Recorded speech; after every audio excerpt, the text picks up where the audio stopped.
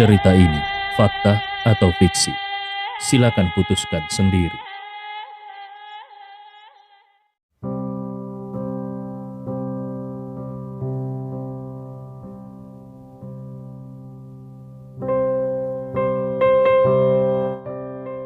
Surya merasa bahwa siapapun yang turun dari helikopter ini tidak akan membuatnya terlalu terkejut kecuali Andi. Hanya Andi yang membuatnya merasa sangat tidak bisa menerima kenyataan ini. Namun, pria tinggi dan tampan di depannya, yang wajahnya sangat dingin ini memang Andi Rewa. Dia tidak bisa membayangkan apa sebenarnya yang dimiliki seorang Andi ini. Bagaimana dia bisa mengerahkan kekuatan sebesar ini untuk mengejarnya? Beberapa helikopter dan puluhan orang yang terlihat seperti pasukan khusus dengan senjata lengkap ini jelas bukanlah kekuatan yang bisa dimiliki oleh orang biasa. Bahkan, orang terkaya di kota ini pun tidak memiliki kemampuan seperti ini. Di dalam hatinya dia bertanya-tanya siapa sebenarnya Andi Rewa ini. Bukankah Andi Rewa hanyalah seorang yatim piatu dan menantu yang hidup dari belas kasihan orang lain? Lalu kenapa dia bisa mengerahkan kekuatan sebesar ini? Saat ini Andi sudah berjalan mendekati 6 orang tersebut, namun dia tidak melihat 5 orang lainnya, melainkan hanya menatap tajam ke arah Surya dengan mata yang sangat dingin dan bertanya dengan suara dingin, "Surya, berani sekali kau melakukan ini." Surya gemetar hebat. Dia segera memohon, "Andi, ini hanya salah paham." Andi berteriak marah, "Salah paham? Kau bekerja sama dengan penjahat untuk menculik 5 anak yatim dari panti asuhan. Lalu kau bilang ini salah paham?" Surya langsung menangis dan berkata, "Andi, aku juga terpaksa agar tidak kalah dalam taruhan denganmu. Aku secara tidak sengaja menabrak mobil Python orang lain. Kalau aku tidak menggantinya dengan mobil baru, pemilik mobil itu akan membunuhku. Andi, aku benar-benar terpaksa melakukan ini." Andi Rewa melangkah maju, lalu menendang dada Surya dengan keras hingga membuatnya terlempar jauh dan kemudian berteriak, "Kau sendiri adalah anak yatim. Kau tahu betapa sakitnya menjadi anak yatim. Panti asuhan telah membesarkanmu. Kalau tidak bisa berbuat apa-apa untuk panti asuhan, setidaknya jangan menculik anak-anak panti asuhan demi uang. Kau benar-benar pantas mati." Surya merasakan sakit di seluruh tubuhnya, tetapi dia masih berusaha bangkit, dan sambil menangis dia berkata, "Andi, aku salah. Maafkan aku. Aku tidak seharusnya tergoda oleh uang. Tolong, maafkan aku kali ini." Andi Rewa mendengus dingin. "Memaafkanmu?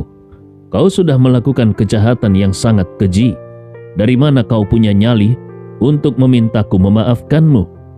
Surya segera menunjuk ke arah mobil van putih itu dan berkata, "Kau bisa lihat, adik-adik itu tidak terluka sama sekali. Mereka semua sudah diberi obat tidur. Sekarang, bawa mereka kembali. Mereka tidak akan tahu apa yang terjadi. Kalau kau memaafkanku kali ini, aku akan bekerja untuk panti asuhan seumur hidupku. Aku bersedia menebus dosaku dengan hidupku." Andi berkata dengan suara dingin, "Simpan saja tenagamu. Surya, dari 7 orang ini, kau yang paling pantas untuk mati." Fadli segera berteriak memohon, "Saudaraku, kau benar. Semua ini adalah rencana Surya. Kami semua hanya diperalat olehnya. Tolong, maafkan kami."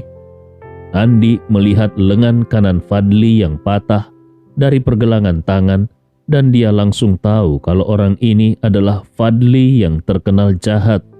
Jadi dia tersenyum dingin dan bertanya, "Kau Fadli bukan?" Fadli gemetar ketakutan dan bergumam di dalam hatinya, "Bagaimana dia tahu namaku?" Andi Rewa melihat wajah Fadli yang penuh ketakutan dan sambil tersenyum dingin dia berkata, "Fadli, kau benar-benar hebat. Kudengar dulu kau suka mencuri dan merampok bersama-sama dengan anggota keluargamu. Tidak kusangka setelah tanganmu dipotong, ternyata kau masih belum kapok. Kudengar dulu kau pernah menjual anak-anak dan sekarang kau bahkan berani menculik anak-anak secara langsung."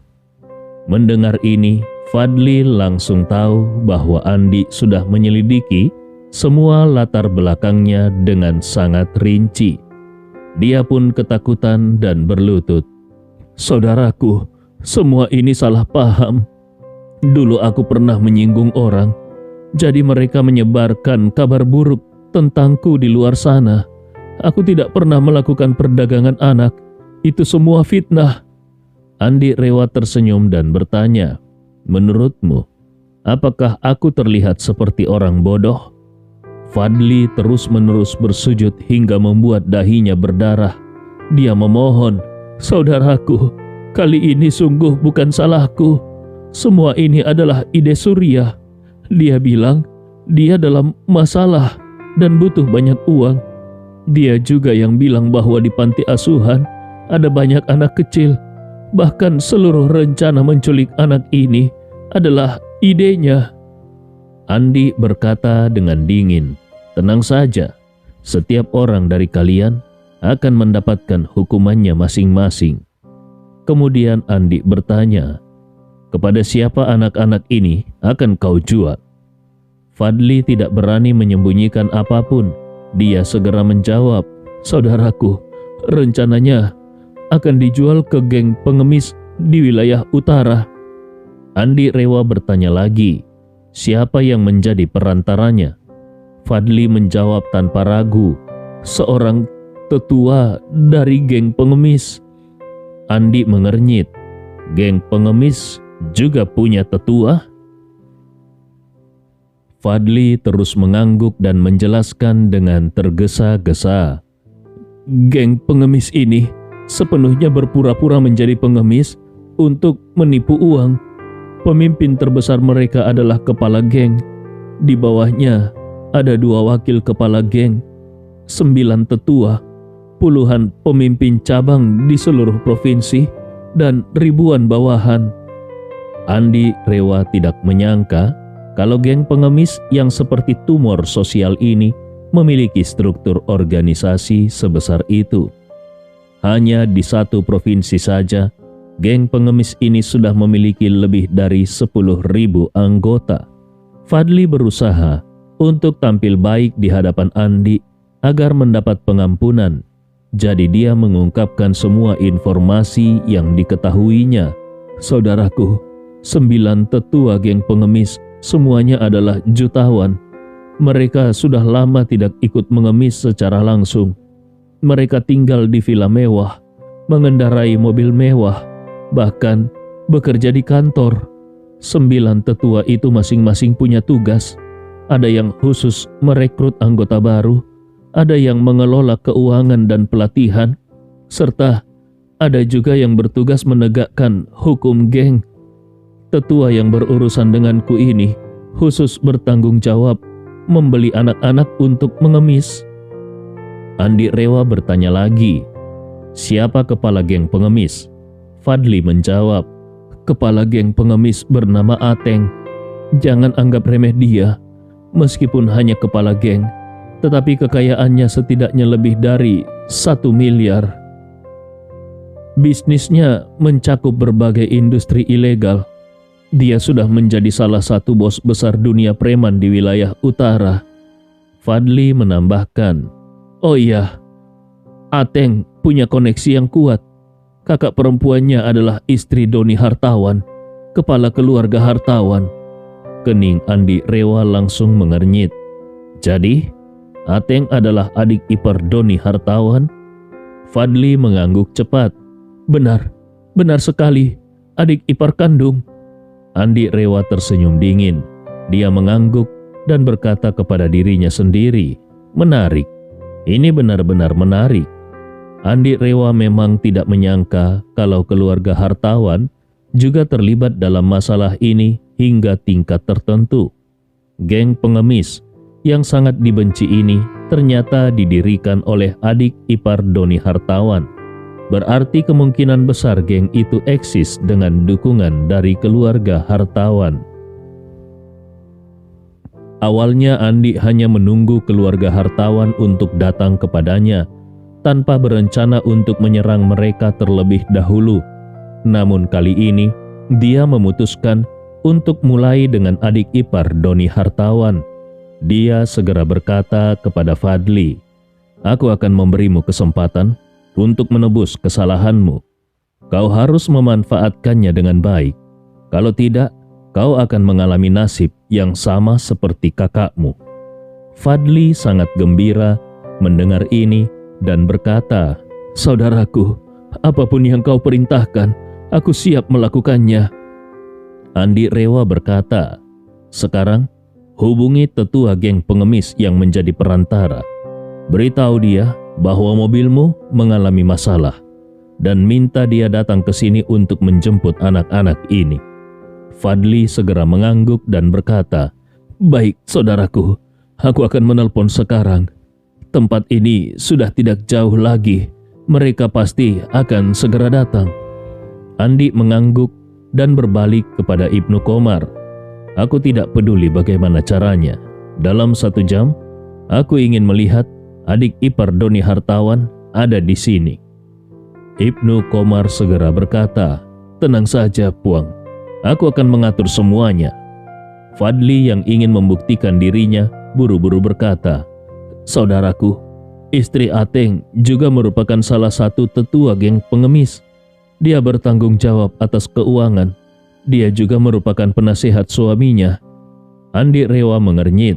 "Benarkah pasangan suami istri itu melakukan bisnis yang begitu keji?" Fadli berkata, "Benar sekali. Pasangan itu sangat hebat. Pendapatan tahunan mereka sangat besar." Andi Rewa berkata kepada Ibnu Komar, "Pastikan informasi ini. Kalau benar, bawa juga pasangan itu ke sini." Ibnu Komar mengangguk dan segera menelpon. Jaringan mata-mata keluarga Rewa mencakup seluruh negeri. Kalau mereka mau, tidak ada informasi yang tidak bisa mereka temukan. Tak lama kemudian, Ibnu Komar menerima pesan dan berkata kepada Andi, apa yang dia katakan benar. Istri Ateng memang salah satu tetua geng pengemis. Andi Rewa mengangguk dan berkata dengan suara dingin, "Baiklah, bawa mereka semua ke sini." Ibnu Komar segera mengambil walkie-talkie radio dan memberi perintah. Tim 1, dengarkan. Segera pergi ke wilayah utara untuk bertemu dengan mata-mata keluarga kita di sana. Gunakan segala cara dan dalam 1 jam bawa Ateng dan istrinya ke sini. Radio itu segera menjawab dengan suara tegas, "Siap." Tim 1 segera berangkat.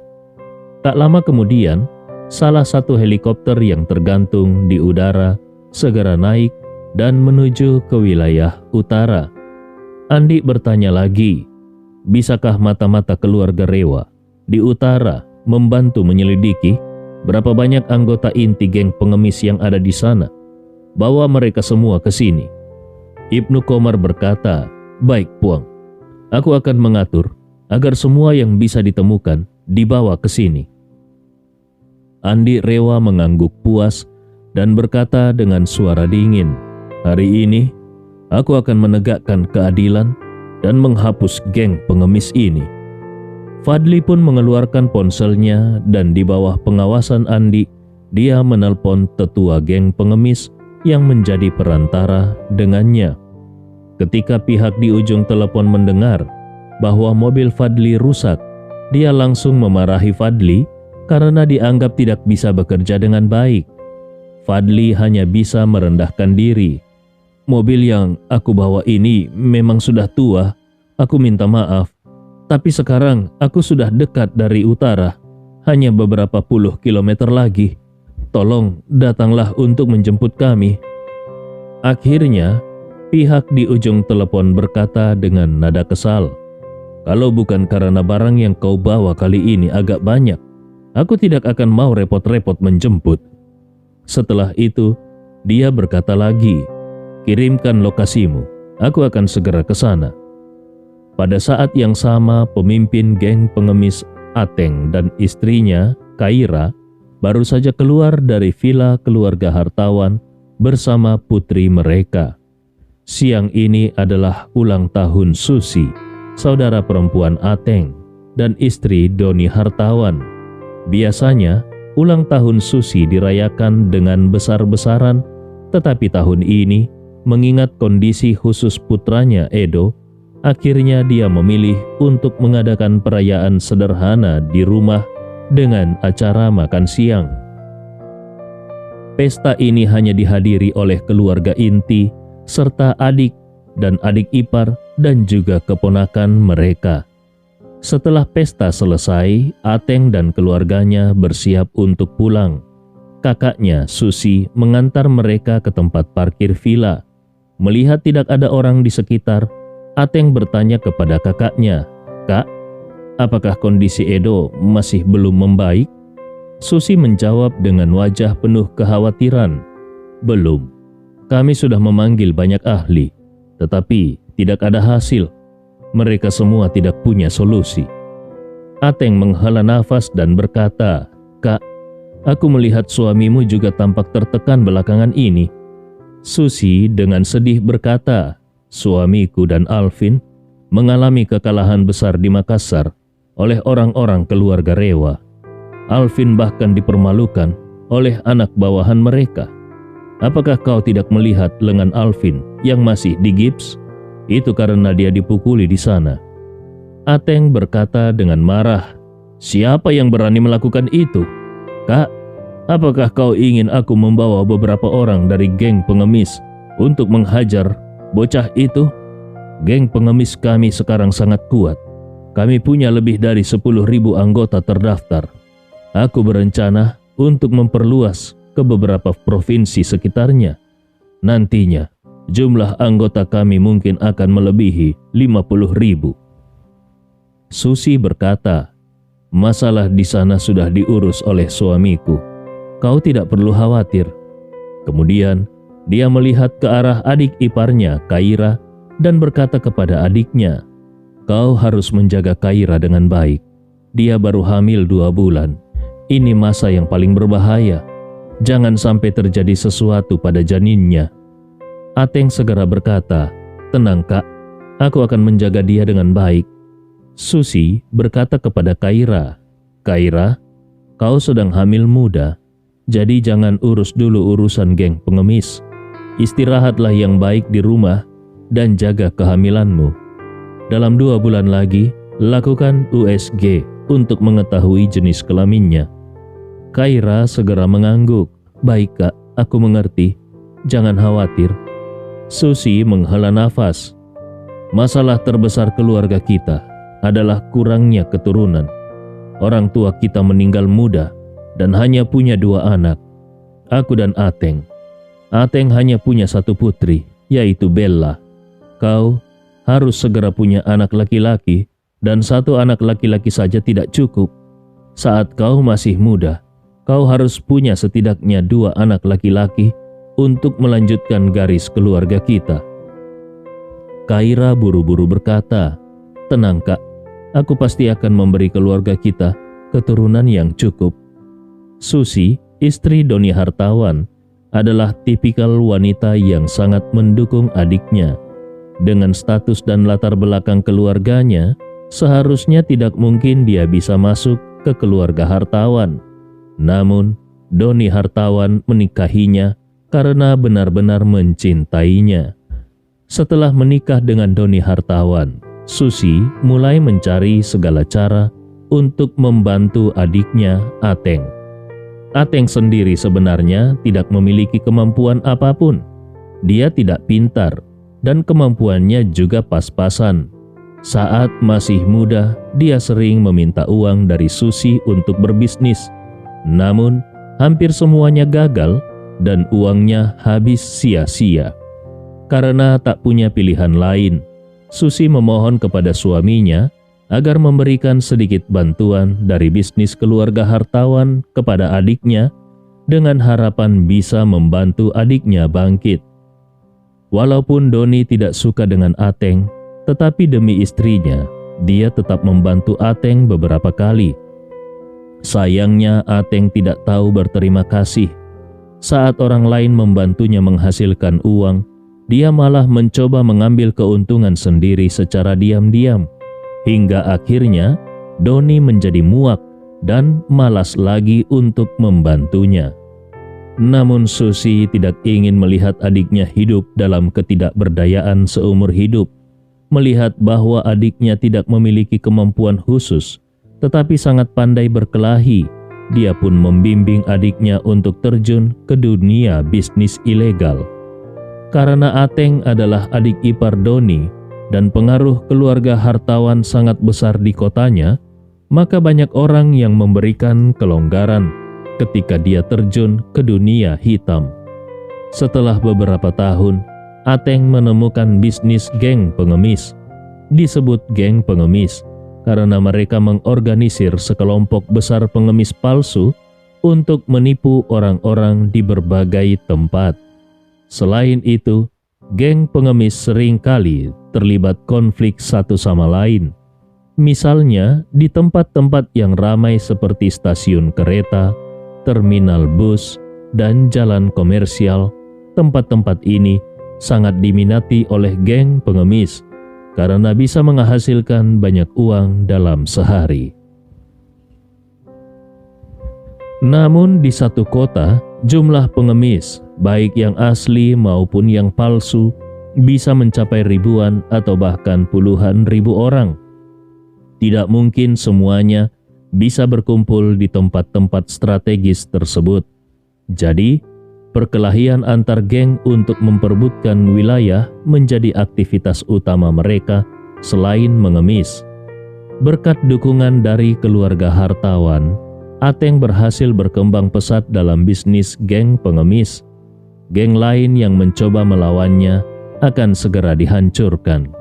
Kalau Ateng tidak bisa mengatasinya, dia akan meminta bantuan dari kakaknya yang kemudian akan memohon kepada suaminya, Doni.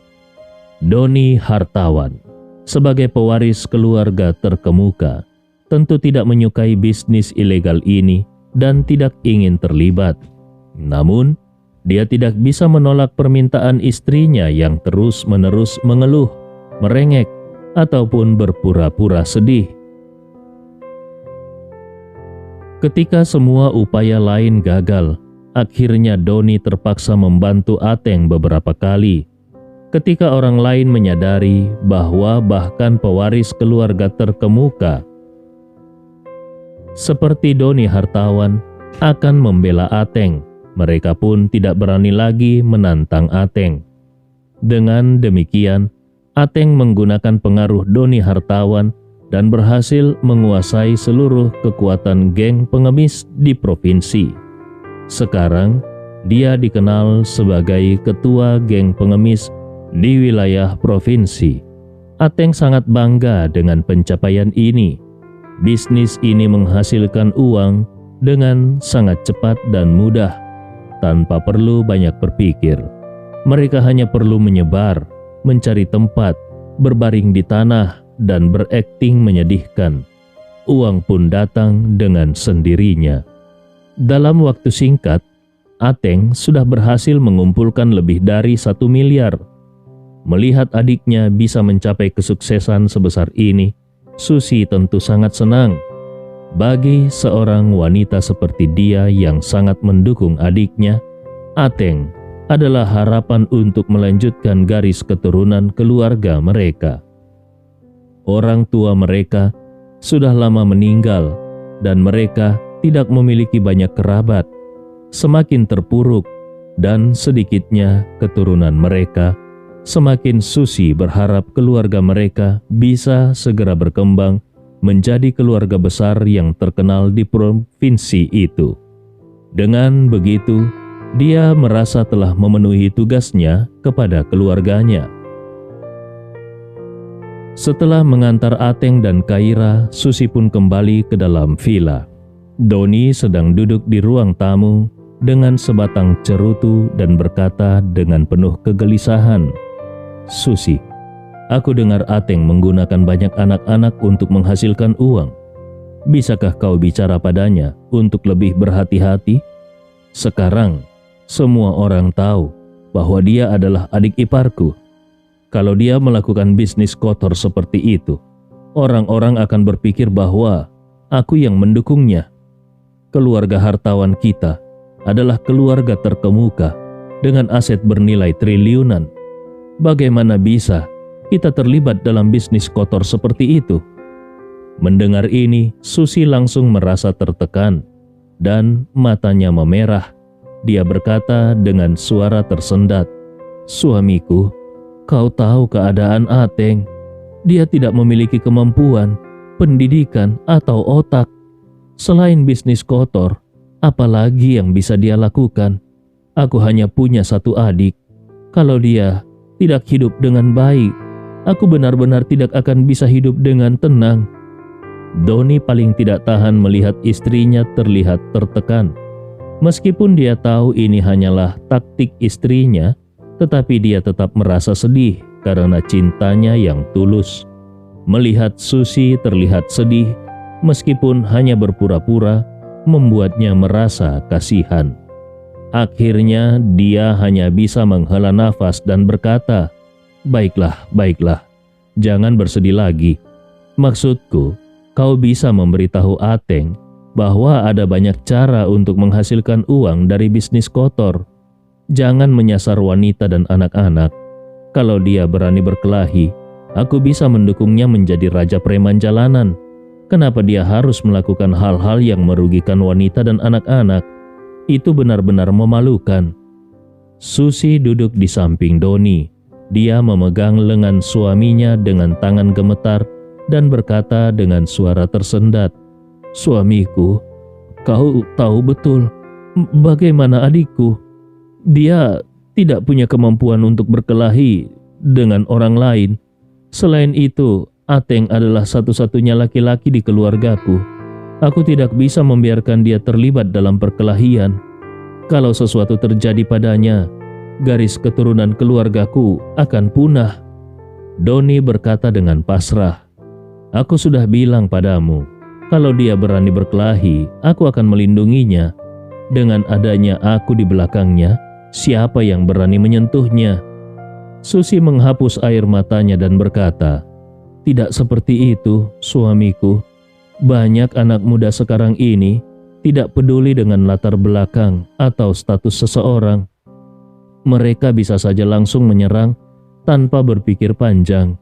Kalau mereka melukai Ateng, apa gunanya membalas dendam setelah itu?" Sambil memegang tangan Doni, dia berkata dengan mata merah, "Suamiku, aku hanya punya satu adik.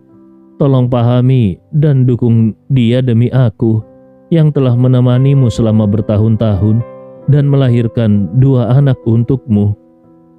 Doni menghela nafas panjang dan berkata dengan pasrah, "Tapi apa yang dilakukan Ateng benar-benar merugikan banyak orang.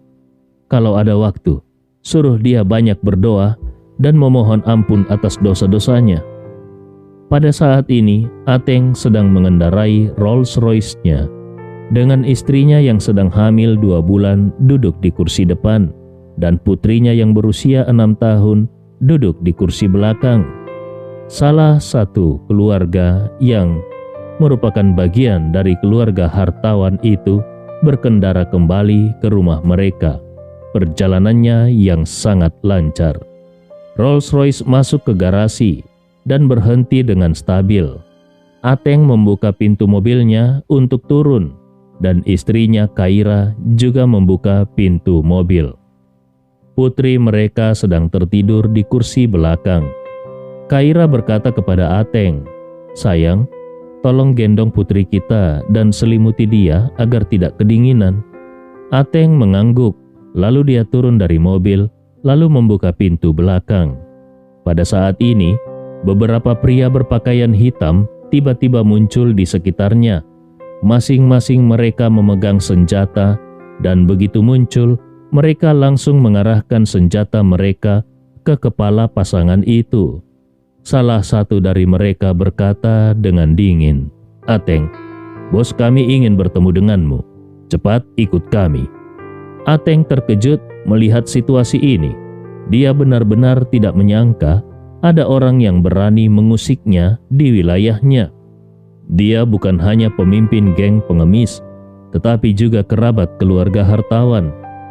Sebagai adik ipar Doni Hartawan, siapa yang berani tidak menghormatinya di daerah ini? Bahkan setiap orang yang bertemu dengannya harus menunduk dan merendah seperti anjing yang menjilatinya. Dengan marah dia bertanya, "Memangnya siapa kalian sampai berani bersikap seperti ini? Apakah kalian tahu siapa iparku?" Salah satu dari pria berpakaian hitam dengan dingin berkata, "Bukankah iparmu adalah Doni Hartawan?" Ateng memarahi, "Kalau kalian tahu iparku adalah Doni Hartawan, kalian tetap masih berani mengusikku? Apakah kalian sudah bosan hidup? Percayalah, dengan satu kata saja dari iparku, kalian akan langsung hancur lebur." Pria berpakaian hitam itu tertawa kecil. "Ateng, kau terlalu mengagungkan iparmu. Doni Hartawan hanyalah remah-remah di mata bos kami. Alasan kenapa iparmu itu masih hidup adalah karena bos kami ingin bersenang-senang dengannya." Ateng mulai merasa cemas. Dia benar-benar tidak menyangka kalau orang-orang ini sama sekali tidak menghormati iparnya Doni Hartawan. Selama ini tidak ada yang berani berbuat seperti ini kepadanya. Namun, meskipun orang-orang berpakaian hitam ini tahu bahwa dia adalah adik ipar Doni Hartawan, tetapi mereka masih berani mengarahkan senjata kepadanya. Ini berarti mereka sangat berbahaya. Dengan gugup Ateng bertanya, "Siapa kalian sebenarnya? Siapa bos kalian? Apakah aku pernah mengusik bos kalian?" Pria berpakaian hitam itu berkata, "Siapa bos kami? Kau akan tahu setelah bertemu dengannya." Kemudian dia mengerahkan senjatanya kepada Kaira dan berkata dingin, "Dan kau, salah satu tetua pengurus keuangan di geng pengemis, kau juga ikut dengan kami." Saat ini beberapa pria berpakaian hitam dengan senjata mengarahkan pasangan itu keluar dari garasi. Sementara itu, sebuah helikopter sudah perlahan mendarat di halaman villa Ateng. Ateng melihat bahwa orang-orang ini bahkan membawa helikopter untuk menculiknya. Hatinya menjadi semakin cemas. Situasi ini jelas menunjukkan bahwa mereka datang dengan niat buruk. Kemudian, dia melihat salah satu pria berpakaian hitam menggendong putrinya yang masih tertidur keluar dari mobil. Ateng berteriak dengan gugup, "Kalian mau apa? Lepaskan putriku sekarang juga. Putriku tidak bersalah. Jangan libatkan dia." Pria berpakaian hitam itu tertawa dingin. "Ada berapa banyak bayi dan anak-anak yang kau culik di geng pengemis? Apakah menurutmu mereka bersalah? Apakah anakmu adalah manusia sementara anak orang lain bukan?" Ateng terdiam sejenak. Sebelum dia dan istrinya bisa kembali sadar, mereka sudah dipaksa naik ke helikopter oleh orang-orang berpakaian hitam. Bersama mereka, anak perempuan mereka juga dibawa. Salah satu pria berpakaian hitam langsung mengeluarkan suntikan dan memberikan suntikan obat penenang kepada putri Ateng. Suntikan obat penenang ini bisa membuat putri Ateng tidur setidaknya selama 10 jam. Kemudian, helikopter dengan cepat naik dan terbang menuju jembatan tempat Andi berada.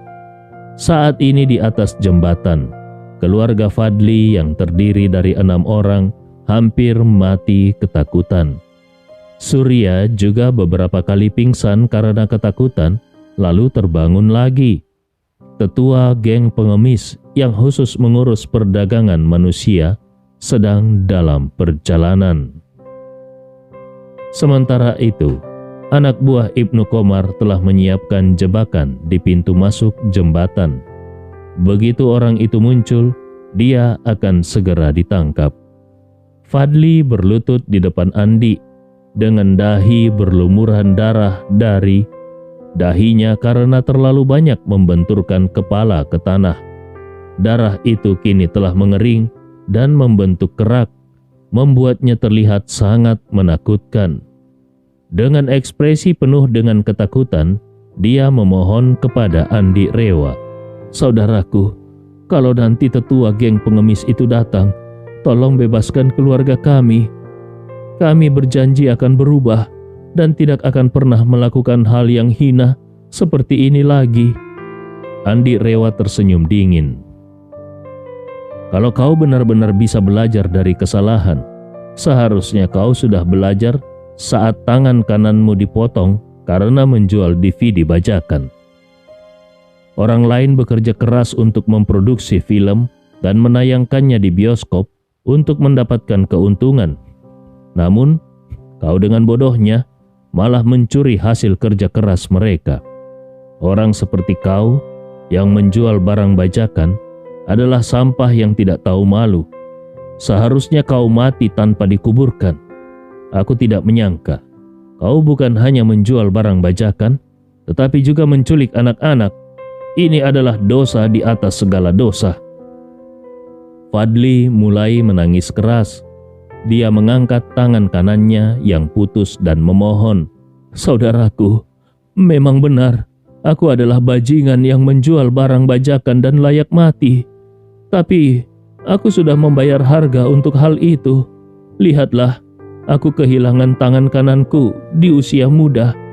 Hidupku juga sulit selama beberapa tahun ini."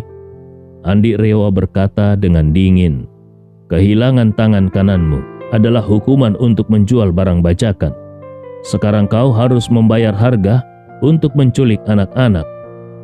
Fadli menangis, "Saudaraku, bagaimana kalau kau mematahkan salah satu kakiku? Aku berjanji akan menjadi orang baik seumur hidupku." Andi Rewa tersenyum. "Kau pandai bernegosiasi. Mematahkan salah satu kakimu bukanlah masalah. Tapi kau sudah menculik 5 anak. Untuk setiap anak itu, aku akan menghancurkan satu kakimu. Apakah kau punya 5 kaki untuk dihancurkan?" Fadli tertegun melihat wajah Andi yang penuh dengan niat membunuh, seolah-olah hari ini dia benar-benar akan menghabisi nyawanya. Fadli panik dan berkata tanpa berpikir, "Saudaraku, meskipun aku tidak punya kaki sebanyak itu, tapi kami ada 7 orang di sini. 7 orang berarti ada 14 kaki." Andi Rewa tersenyum dan berkata, "Kau memang pandai berhitung. Tetapi hal ini tidak bisa diselesaikan dengan cara itu. Karena kalian 7 orang akan menghadapi hasil yang sama." Pada saat ini, sebuah forklift berat datang dari ujung jembatan membawa sebuah mobil Mercedes-Benz kelas S. Dari walkie-talkie terdengar suara Ibnu Qomar, "Puang, tetua geng pengemis itu sudah dibawa ke sini. Dia ada di dalam mobil Mercedes-Benz itu. Mobil itu anti peluru. Dia keras kepala dan tidak mau keluar. Jadi kami langsung mengangkutnya dengan forklift." Saat forklift semakin dekat, Andi Rewa memberi isyarat kepada orang-orang di sekitarnya untuk memberi ruang dan melambaikan tangan kepada pengemudi forklift. "Ayo, letakkan di sini." Pengemudi forklift segera memindahkan Mercedes S-Class anti peluru itu ke depan Andi. Pada saat ini Ibnu Qomar berkata, "Puang, jangan terburu-buru menurunkannya sekarang. Kalau dia tiba-tiba menginjak gas, itu bisa melukaimu. Sebaiknya lepaskan keempat roda mobilnya sebelum menurunkannya." Kemudian, beberapa pekerja dari lokasi konstruksi membawa peralatan mereka dan dengan cepat melepaskan keempat roda dari mobil itu. Di dalam mobil duduk seorang pria gemuk dengan wajah penuh ketakutan. Dia berteriak dengan suara keras, "Kalian ini siapa? Apa yang kalian inginkan?" Andi Rewa mengabaikannya. Setelah keempat rodanya dilepas, forklift menurunkan mobil itu ke tanah. Andi mengeluarkan ponselnya, mulai merekam, dan melihat pria gemuk itu melalui jendela mobil. Dia berkata dengan suara dingin, "Kau adalah tetua dari geng pengemis, bukan? Kau yang bertanggung jawab membeli anak di bawah umur untuk geng pengemis, bukan? Aku akan memberimu kesempatan untuk keluar sendiri sekarang. Kalau kau tidak memanfaatkannya, tanggung sendiri akibatnya." Pria gemuk itu dengan ketakutan memandang Andi dan langsung bertanya, "Siapa kau? Aku tidak pernah melihatmu. Kita tidak mungkin punya dendam atau masalah apapun." Andi Rewa menunjuk ke arah Fadli dan bertanya pada pria gemuk itu, "Apakah kau mengenali orang itu? Apakah kau sudah sepakat dengannya untuk membeli 5 anak yatim darinya?" Wajah pria gemuk itu langsung berubah menjadi pucat.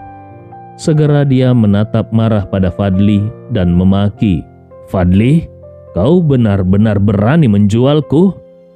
Fadli yang juga dipenuhi kemarahan menatapnya dengan penuh kebencian dan berteriak, "Dasar manusia kurang ajar. Kalau bukan karena kau, aku tidak akan berada di jalan ini. Kau sudah menghancurkan keluargaku." Andi Rewa kembali menatap pria gemuk itu dan dengan suara dingin dia bertanya, "Aku akan tanya sekali lagi, kau mau turun sendiri atau tidak?" Pria gemuk itu mati-matian tidak berani turun. Setidaknya di dalam mobil, dia masih merasa sedikit aman. Melihat pria gemuk itu tetap diam, Andi berkata kepada Ibnu Komar, "Apakah ada peralatan las di salah satu mobil proyek yang datang ini?" Ibnu Komar segera bertanya melalui radio, "Siapa yang membawa mesin las?" Radio segera membalas, "Tuan, aku punya 1 set peralatan las di mobilku, termasuk inverter untuk pengelasan bergerak." Ibnu Komar langsung berkata, "Bawa segera ke sini." Tak lama kemudian, sebuah truk datang dan setelah pengemudi itu melompat keluar. Dia segera menurunkan 1 set peralatan las dari bak belakang truk. Andi Rewa menunjuk pada Mercedes S-Class itu dan berkata, "Karena pria gemuk ini suka berada di dalam, las semua pintu mobil itu dan gunakan beberapa batang baja untuk mengunci semua jendela." Mendengar perintah Andi Rewa untuk mengelas mobil itu, pekerja tersebut segera memanggil beberapa rekan kerjanya untuk membantu. Banyak orang segera datang sambil membawa berbagai batang baja dan pelat logam.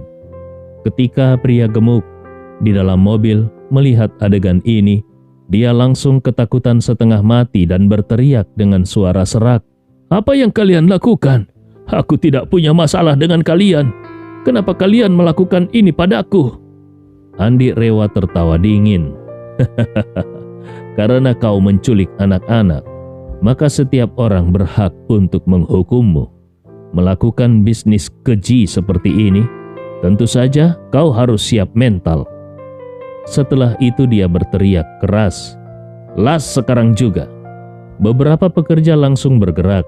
Pertama-tama mengelas semua pintu Mercedes itu, kemudian menggunakan berbagai batang baja dan pelat logam untuk mengunci semua jendelanya menjadi seperti penjara. Pria gemuk di dalamnya semakin ketakutan dan hampir putus asa. Secara alam bawah sadar sebenarnya dia sudah bisa merasakan apa yang akan terjadi, tetapi saat ini dia masih berusaha menipu dirinya sendiri dan tidak berani percaya pada kenyataan. Ponsel Andi terus merekam seluruh adegan ketika pria gemuk itu dilas di dalam mobil. Pria gemuk itu menatap Andi. Dia mengerahkan seluruh tenaganya untuk mengancam dan berteriak dengan keras, "Kuperingatkan kau, cepat lepaskan aku." Kakak ipar bosku adalah Doni Hartawan dari keluarga hartawan. Kau pasti pernah mendengar nama besar Doni Hartawan, bukan? Kau tidak mungkin berani menghadapi dia. Kalau kau berani menyakitiku hari ini, bosku dan kakak iparnya yaitu Doni Hartawan pasti tidak akan memaafkanmu." Andi Rewa tertawa dan berkata, "Bosmu? Bosmu sedang dalam perjalanan ke sini. Begini saja, nanti aku akan biarkan dia melihat jalan hidupmu berakhir." Saat Andi berbicara, sebuah helikopter terbang cepat di langit. Beberapa menit kemudian helikopter mendarat perlahan. Beberapa orang berbaju hitam membawa Ateng dan istrinya Kaira turun dari helikopter. Ateng yang melihat pemandangan ini langsung ketakutan setengah mati. Selama dia berkecimpung di dunia bisnis ilegal ini, dia belum pernah melihat pemandangan yang menakutkan seperti ini. Puluhan kendaraan proyek langsung menutup seluruh jembatan. Beberapa helikopter mendarat di atas jembatan dan ada puluhan orang berbaju hitam bersenjata lengkap. Orang yang tidak tahu mungkin akan mengira ini latihan militer. Dia tidak bisa menahan diri untuk bertanya-tanya di dalam hati, siapa sebenarnya orang-orang ini? Siapa yang sudah dia ganggu?